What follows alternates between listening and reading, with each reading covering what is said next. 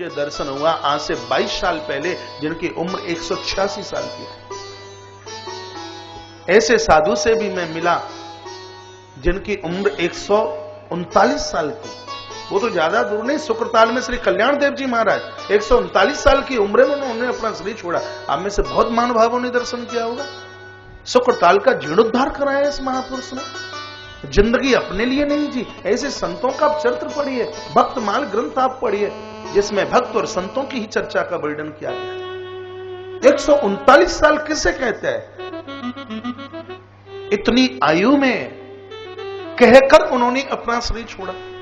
श्री राम सुखदास जी महाराज, बड़ी लंबी आयु, 3 दिन पहले लोगों को बोल दिया एकादशी के दिन प्रातः में हम अपना शरीर छोड़ देंगे।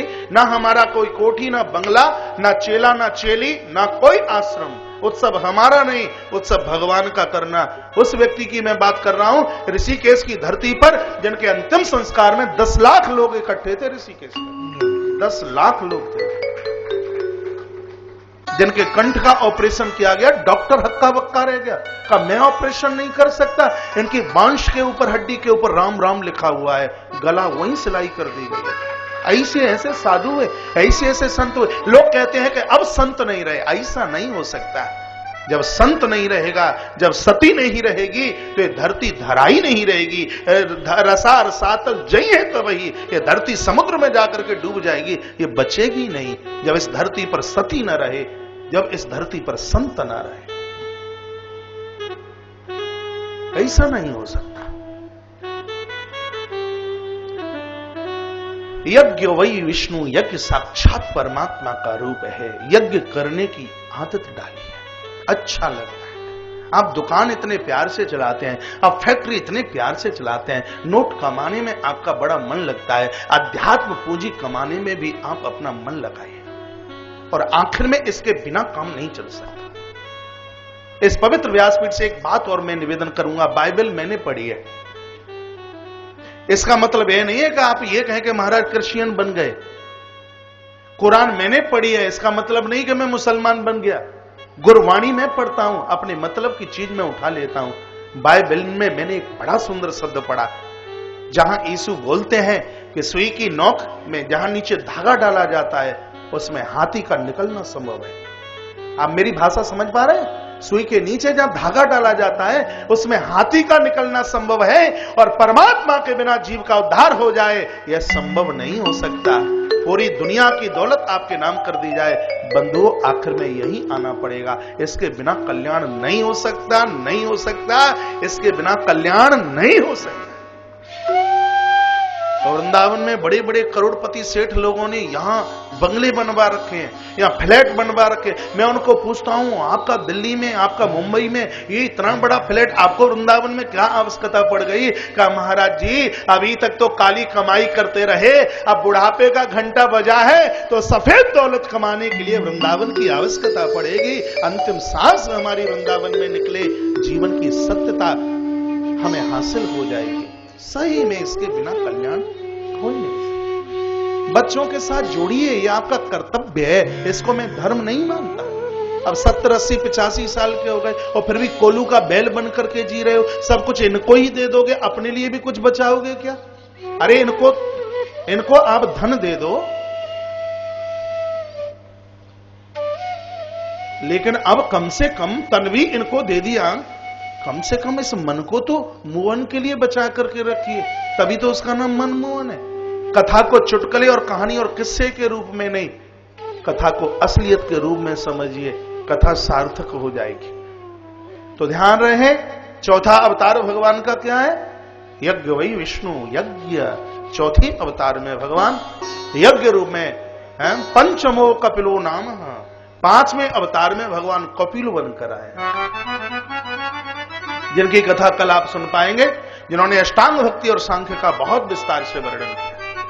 भगवान कपिल, इनका नाम कपिल क्यों पड़ा यह भी मैं कल जरूर बताऊंगा। पंचमो कपिलो नाम, माता देवहूति की कोख को इन्होंने सार्थक कर दिया।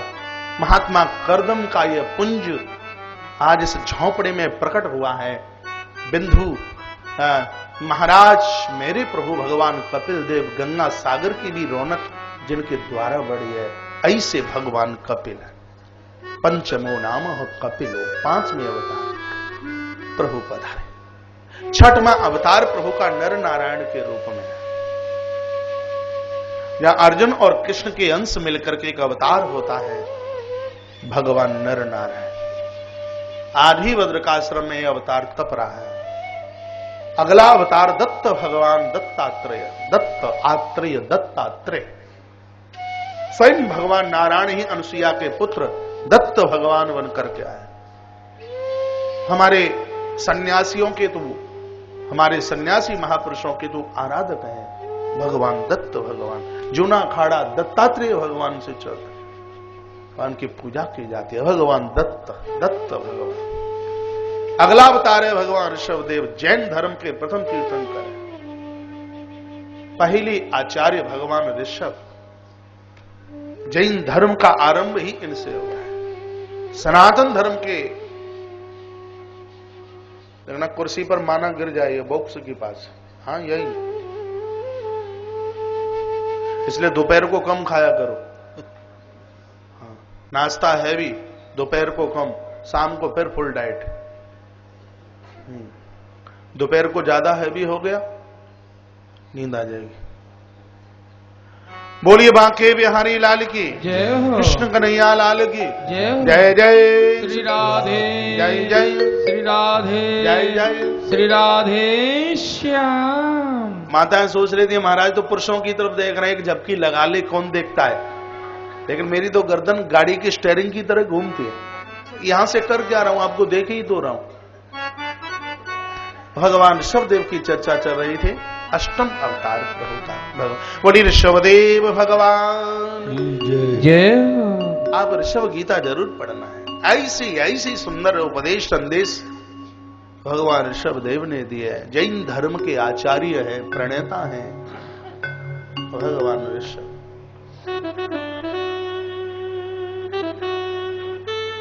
इसलिए मैं जैन धर्म को सनातन धर्म का अनुज मानता हूं। बहुत जैन परिवारों में मेरा जाना होता है। इस कथा के 2,500-3 हजार कार्ड छपे गए। जिन जिन महानुभावों के पास में ये निमंत्रण पत्र पहुंचा, मुझे कहते थे महाराज जी हैं जैन परिवार कथा करा रहा है। मैंने कहा क्यों, खतरा हो गया, कोई दिक्कत हो गई, कोई परेशानी? लोगों को बड़ा आश्चर्य, अचुम्मा सर मेरा बहुत जाना। इस परिवार के मंदिर में मैंने गणेश को पूजते देखा है, मैंने दुर्गा जी की पूजा देखी है। जैसे मीरा गोपाल को पूजते होंगे, नाम के आगे जैन जरूर लिखा है। गोपाल की पूजा सूर और मीरा की तरह इस परिवार में होती है। अच्छा लग रहा है ये कहने में, मुझे बढ़िया लग रहा है। 8वां अवतार भगवान ऋषभ, 9वां अवतार पृथुदेव भगवान। ये जितने भी ये मेल मेलाए दिखाई दे रहे हैं ये भगवान पृथुदेव के देन है। इनसे बड़ा और आर्किटेक्ट नहीं हो सकता, इनसे बड़ा इंजीनियर कौन होगा? ये जितना भी कुछ दिखाई दे रहा है भगवान पृथु। आप नए भवन में प्रवेश करते हैं, वास्तु और पृथु का आह्वान करके नए घर में प्रवेश कर जाइए, आपके घर में कभी अनहोनी नहीं होगी। ये मालिक है इसके।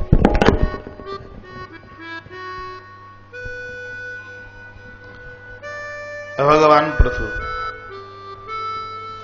10वें अवतार में भगवान मत्स्य, मछली बन गए। देखिए ये भगवान भक्तों के लिए ऐसे भी रूप धारण कर सके। मछली, मत्स्य बन गए। समाज का कल्याण यदि कछुआ और मछली बनके जानवर बनके भी यदि समाज का कल्याण होता है तो सस्ता है वह। समाज के कल्याण के लिए प्रभु मछली, अगला अवतार कछुआ, कच्छप, और अगले अवतार में भगवान धन्वंतरी, मोहिनी नरसिंह। बड़ा भयंकर रूप, कल सुनेंगे आप कथा। कितने अवतार हो गए? 14 हो गए होंगे। मुझे भुलाइए मत, एक अवतार मैं नया कहां से बनाऊंगा फिर। 8वां ऋषभ, 9वां पृथु, 10वां मत्स्य, 11वां कच्छप, 12वां धन्वंतरी, 13वां मोहिनी और 14वां नरसिंह। गलत क्या बोल रहा हूं मैं? तो मुझे भी बुला रहे। 14वां नरसिंह, 15वां बामन। सब कुछ दे दोगे, भगवान चौकीदार बन जाएंगे। बड़े छोटे बन के आए। किसी ने पूछा और अवतारों में बड़े बड़े और इस अवतार में छोटे क्यों? प्रभु ने कहा ये मैं दुनिया को बताना चाहता हूं कि लेने वाला यदि ईश्वर भी होगा तो देने वाले के सामने उसको छोटा ही बनना पड़ेगा, क्योंकि देने वाले का दर्जा ऊपर और लेने वाले का दर्जा हमेशा छोटा होता है। ईश्वर भी मांगेगा तो उसको बोना, उसको ठिगना बनना पड़ेगा। आप किसी को दोगे तो देने वाले हाथ का हाथ हमेशा ऊपर होता है, लेने वाले का नीचा होता है। इसलिए भगवान ठिगने बटुक बन के आए। यह 15वां अवतार प्रभु का हुआ है। 16वें अवतार में परशुराम, यह अवतार परशुराम, यह आवेश अवतार है। धरती को शस्त्र उठाकर धरती से अधर्म दूर करना चाहते हैं, लेकिन ऐसा हो नहीं पाया। अधर्म खत्म नहीं हुआ। आकाशवाणी हुई और आकाशवाणी ने कहा यह अधर्म शस्त्र से नहीं, यह अधर्म शास्त्र से दूर होगा। हमारे मध्य में परमाचार्य श्री श्री राम मुदगल जी महाराज का आगमन हो रहा है। चंद्रभान जी आप खड़े होइए, उनको लेके आइए और पीछे से सम्मान के साथ लेके आए। बहुत अच्छा लग रहा है, बढ़िया लग रहा है। बोली बांके बिहारी लाल की जय हो, कृष्ण कन्हैया लाल की जय हो। थोड़ा थोड़ा सा रास्ता दे देंगे आप। जय जय श्री राधे, जय जय श्री राधे, जय जय श्री राधे श्याम।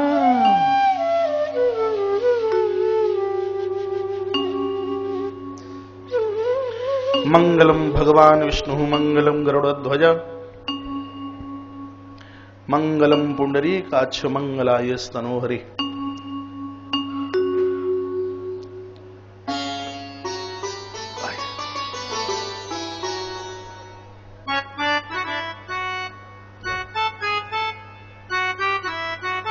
तालियों के साथ सम्मान कीजिए। साथ में श्री महेश खंडेलवाल जी, बड़े सामाजिक आदमी हैं, मेरी व्यासपीठ से। आप उधर आइए। जिनका मैंने अभी नाम लिया है, श्रीधाम वृंदावन की एक जानी मानी ताकत, जिनकी वाणी में वर्धमानता, जिनके शब्दों में विराटता, चुम्बकीय आकर्षण नजर आता है। इतना बढ़िया बोलते, इतना बढ़िया प्रवचन करते हैं। टेलीविजन के माध्यम से आपने कई बार उनकी कथा सुनी होगी। ऐसे श्री मुदगल जी महाराज का आगमन हमारे मध्य में हुआ है। मेरी पवित्र व्यासपीठ से उनका बहुत आदर है, बहुत मान है, बहुत सम्मान है। तो अवतारों की कथा चल रही थी। 16वां अवतार किसका? परशुराम। आकाशवाणी हुई। आकाशवाणी ने कहा कि यह अधर्म शस्त्र से नहीं, अधर्म शास्त्र से दूर होगा। इसलिए 17वें अवतार में भगवान वेद व्यास प्रकट हुए। शास्त्र वाले हैं ना, वेदों की रचना है। हमारे यहां ग्रंथ इतने हैं, पुराण इतने हैं, स्मृतियां इतनी हैं। आकाश में उड़ने वाले वायुयान, धरती पर चलने वाले रेंगने वाले मोटरयान, पानी में तैरने वाले जलयान, ये भी कम पड़ जाएंगे। लेकिन हमारे हिंदुत्व ग्रंथ महाराज छोटे नहीं पड़ सकते। मराठा की धरती पर एक बहुत बड़ा नायक हुआ, लोकमान बाल गंगाधर तिलक। उन्होंने अपनी स्पीच में कहा, यदि मुझे अनुमति दे दी जाए इन हिंदुओं के ग्रंथों को ऊपर ले जाने के लिए, मैं वायदा करता हूं कि नरक को भी मैं स्वर्ग में बदल दूंगा। इन हिंदुओं के ग्रंथों में इतनी बड़ी ताकत है। इन ग्रंथों का मान कीजिए। ग्रंथों के द्वारा महाराज ये मन की गांठें खोल दी जाएंगी। चतुष्टय अंतःकरण, मन बुद्धि चित्त और अहंकार, ये चतुष्टय अंतःकरण यह पावन हो जाए। जैसे आप देवी देवताओं को मानते हैं, ग्रंथों को वैसे ही मानिए। धिक्कार उन घरों के लिए है जिन मंदिरों में भागवत गीता न हो, जिन घरों में मानस रामायण न हो। मैंने देखा हनुमान चालीसा की बुक किताब उड़ रहे होंगे पेज, और माताएं बच्चे की नाक पोंछ करके फेंक रही होंगी। मैंने अपनी आंखों से देखा। हमारे ग्रंथों में बड़ी ताकत है। हमारे शास्त्रों को देने वाले, हमारे पुराणों को देने वाले भगवान प्रभु श्री वेदव्यास। हमारी स्मृतियां, हमारे पुराण कितने मालूम है? 17 पुराण है, 18वां महापुराण है। वेद 4 हैं, यह सब आपको पता है, साम, यजुर, ऋग्यजु और अथर्व। उपनिषद कितने हैं? 100। शास्त्र कितने हैं? एक बार बोलिए जोर से। 6। नाम नहीं पता होगा, और जिनको नाम पता है मेरी व्यासपीठ उनका बहुत अभिवादन करती है, मान करती है। ना पता हो तो लिख लीजिए। पहला शास्त्र है वैशेषिक शास्त्र, दूसरा है न्याय सिद्धांत, तीसरा है योग दर्शन, चौथा है सांख्य, पांचवा है पूर्वी मीमांसा, और छठवां है उत्तरीय मीमांसा। और इन 6 शास्त्रों के 6 आचार्य हैं, जैमिनी गौतम, महर्षि पातंजलि, भगवान कपिल, महात्मा कणाद और भगवान वेदव्यास। इन 6 महापुरुषों ने हमें ये 6 बूटी दिए हैं। शास्त्रों को पढ़ोगे जिंदगी के अर्थ का पता लग जाएगा। ये कथा कहने वाले तब करने वाले लोगों का ही विषय नहीं, अपनी असलियत जिंदगी का पता लगेगा। भगवान वेदव्यास ने बड़ी कृपा की है। व्यास जी का प्राकट्य क्यों हुआ? इन धर्म ग्रंथ शास्त्रों की रचना के लिए। लोगों ने कहा कि इतनी कड़ी बात इसमें लिखी दी गई, इन मर्यादाओं का कोई पालन कर ही नहीं सकता। जो शास्त्रों में लिखा है इन मर्यादाओं का पालन कौन करेगा? कोई नहीं कर सकता। तो इस सीमा को तोड़ने के लिए कि ऐसा कैसे हो जाएगा कि शास्त्रों की मर्यादा का पालन ना किया जाए, शास्त्रों की मर्यादा का पालन करने के लिए एक अवतार धरती पर हुआ जिनका नाम है मर्यादा पुरुषोत्तम भगवान प्रभु श्री राम। शास्त्रों की जो मर्यादाएं थी उनका पालन मेरे प्रभु राम ने किया, इसलिए इनका नाम मर्यादा पुरुषोत्तम हुआ है। यह कौन सा अवतार है? 18वां। 19 में बलराम है, बलभद्र, दाऊद। यह पूर्व के लक्षण हैं। एक बार मैं बैठा बैठा सोच रहा था, लखन बनकर सब कुछ किया, नाम अवतारों में नहीं आया, और बलराम बनकर के कुछ भी नहीं किया और 24 अवतारों में गिनती हो गई। नहीं तो अवतारों में नाम पर लक्ष्मण का आना चाहिए था, लेकिन लखन का नाम अवतारों में नहीं, और वही लखन बलराम बनते हैं, तो गिनती अवतारों में है। ऐसा क्यों हुआ? आप कहें 1 मिनट में बताऊं? आनंद रामायण का बड़ा सुंदर सा प्रसंग है, यह अच्छा लगेगा आपको सुनने में। बात उस समय की है जिस समय मेरे प्रभु राम का वनवास हुआ। 14 साल पूरे झेल करके आए हैं, और जब अवध में प्रवेश किया है तो गुरुदेव के चरणों में राम ने वंदन प्रणाम किया। गुरुदेव वशिष्ठ की आंखें गीले हो गई हैं। लखन जब मिले हैं तो आज अयोध्या का बूढ़ा गुरु बहुत रोया।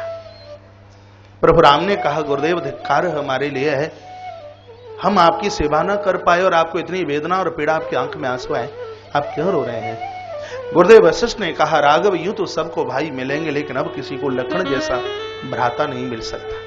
कहा क्या विशेषता है इसकी? कहा जिसने अपने भाई के लिए राज्य छोड़ा, पत्नी छोड़ी, और इतना ही नहीं नींद छोड़ी, और जिसने खान पान आहार भोजन सब कुछ छोड़ दिया, ऐसा बड़ा संयमी, इतना बड़ा त्यागी और कौन हो सकता है? प्रभु राम ने कहा, गुरुदेव आपके वाक्य का मैं मान करता हूं, मानूंगा, लेकिन लखन फल तो रोज खाता रहा, मैंने फल दिए। गुरुजी ने कहा, मुझे लगता नहीं कि लक्ष्मण ने 14 साल की यात्रा में यदि कुछ खाया।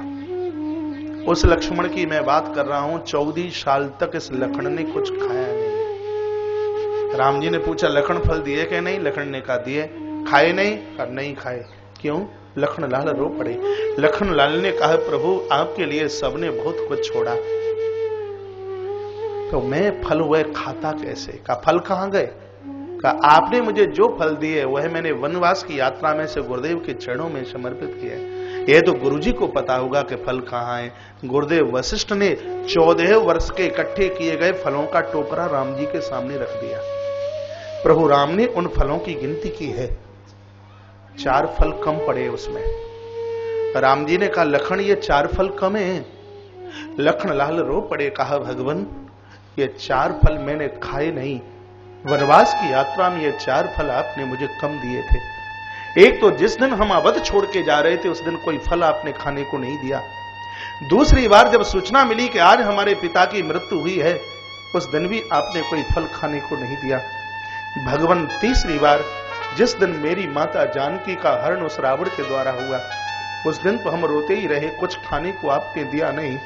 पर भगवान चौथी बार जब मेघनाद की शक्ति मेरी छाती को घायल कर गई उस दिन भी आपने कोई फल मुझे खाने को नहीं दिया। ये वही 4 फल कम है।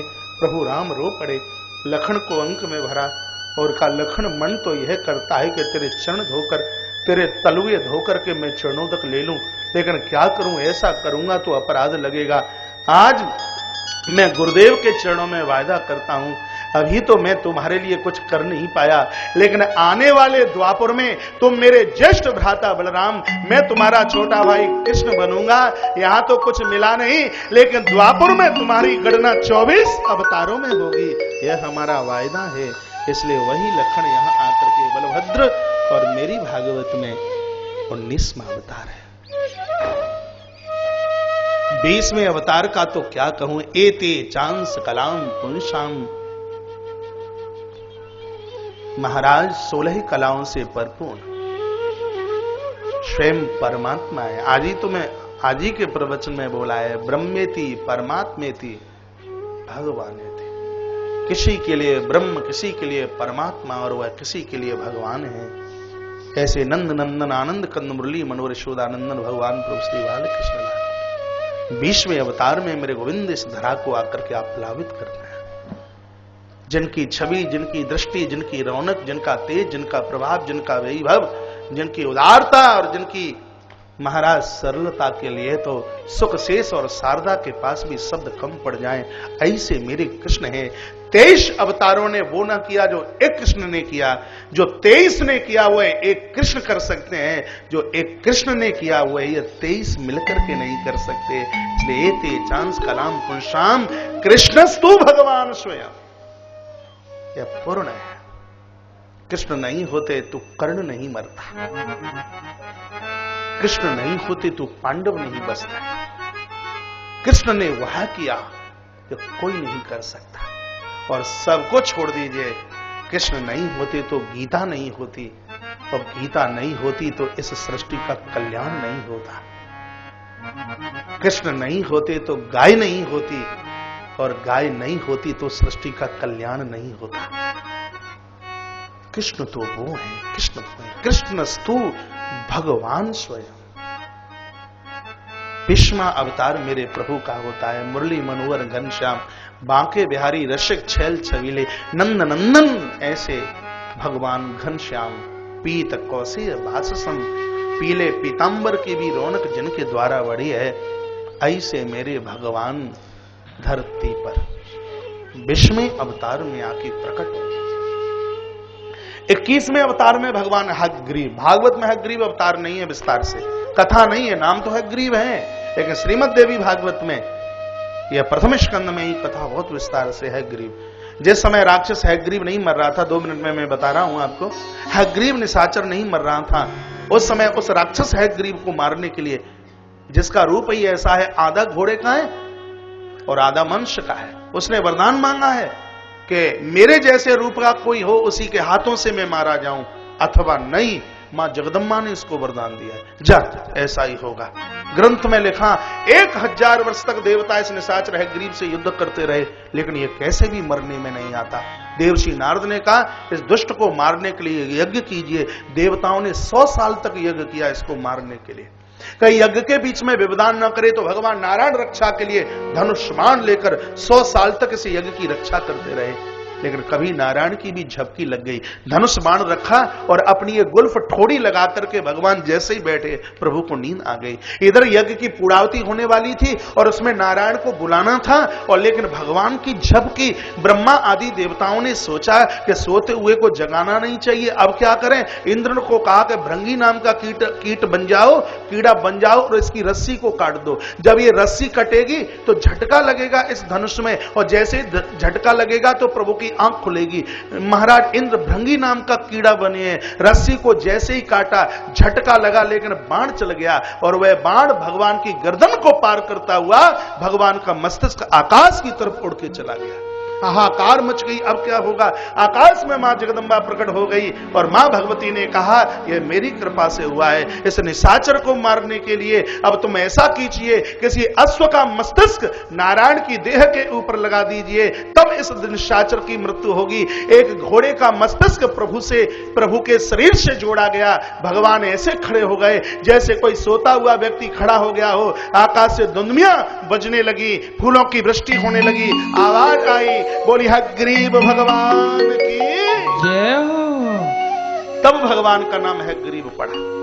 अगले अवतार में भगवान हंस हैं, उसके तत्पश्चात तो मेरे भगवान बुद्ध अहिंसा प्रतिष्ठायाम तत्सन्निधहु वैराह त्याग। महर्षि पतंजलि ने अपने योग दर्शन में इसके ऊपर बड़ा जोर दिया, भगवान बुद्ध ने भी इसके ऊपर बहुत बड़ा जोर दिया। 23वां अवतार प्रभु का है और भविष्य में आगे चतुर्विंशति अवतारा नाम 24वें अवतार में मेरे प्रभु प्रकट होंगे। मुरादाबाद उत्तर प्रदेश की धरती संबल नाम की तहसील में मेरे भगवान विष्णु यश नाम के ब्राह्मण के घर कल की रूप धारण करके प्रभु प्रकट होंगे। दुष्टों का मर्दन 7 दिन में पूरी दुनिया समाप्त, अधर्मियों को 7 दिन में खत्म, गाजर और मूली की तरह कतर दिया जाएगा। 3 दिन घनघोर प्रलयकालीन वर्षा होगी, तो 7 और 3 10, ठीक 11वें दिन धरती पर पुनः सतयुग की स्थापना हो जाएगी। 11 दिन के बाद भगवान अब प्रकट हो जाएंगे।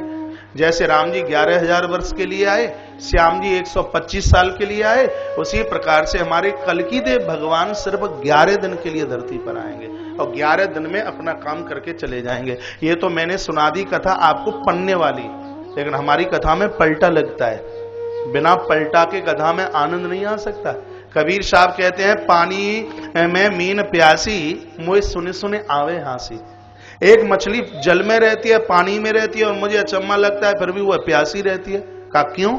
जब तक मछली जल में पलटा ना लगाए, क्योंकि इसके पास पानी पीने वाला यंत्र जो पीठ के पीछे है, जब तक वह उसमें पलटा नहीं लगावे तब तक मछली पानी नहीं पी सकती। उसी प्रकार से जब तक भक्त लोग सत्संग में पलटा ना लगाए, माता को पता है यदि खीर में चम्मच ना चले, लपसी बनाए, आपका चम्मच करछली ना चले तो कढ़ाई में वह लग जाए सामग्री। हलवा बढ़िया बादाम का बनाइए, जब तक आपका करछला ना चलेगा तब तक वह ठीक से बनेगा नहीं। सत्संग में भी जब तक आप पलटा नहीं लगाओगे तब तक कथा पल्ले नहीं पड़ेगी, समझ में नहीं आएगी। तो कथा के मध्य मध्य में पलटा।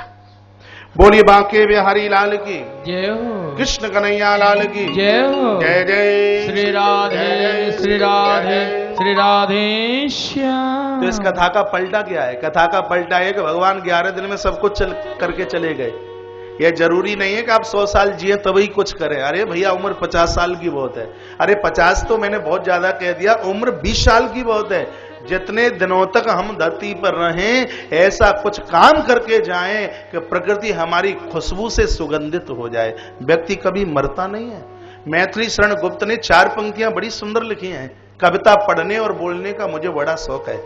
सितारा टूट जाने पर अभी आकाश बाकी है, सितारा टूट जाने पर अभी आकाश बाकी है। कभी का बुझ चुका दीपक परंतु प्रकाश बाकी है। भले ही मुरझा गया है फूल लेकिन सुवास बाकी है। नहीं है व्यक्ति पर उसका अमर इतिहास बाकी है। नहीं है व्यक्ति पर उसका अमर इतिहास बाकी। व्यक्ति मरता नहीं, उसकी अच्छाई चलती है। रामायण के अवध कांड के उन सुंदर से प्रश्नों में आप देखिए, जिस समय महाराज दशरथ ने अपना शरीर छोड़ा, गोस्वामी जी गदगद हो गए और क्या कहते हैं, जन्म लेने का और मरने का सौभाग्य इस महानायक ने प्राप्त किया।